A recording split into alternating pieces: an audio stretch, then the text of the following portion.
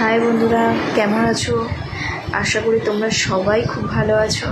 আর আজকে অনেক দিন পর একটা ভিডিও বানাচ্ছি আমি।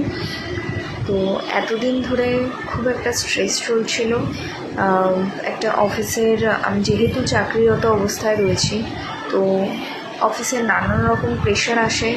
অনেকটা অ্যাক্টিভ থাকতে হয় অফিসের কাজে।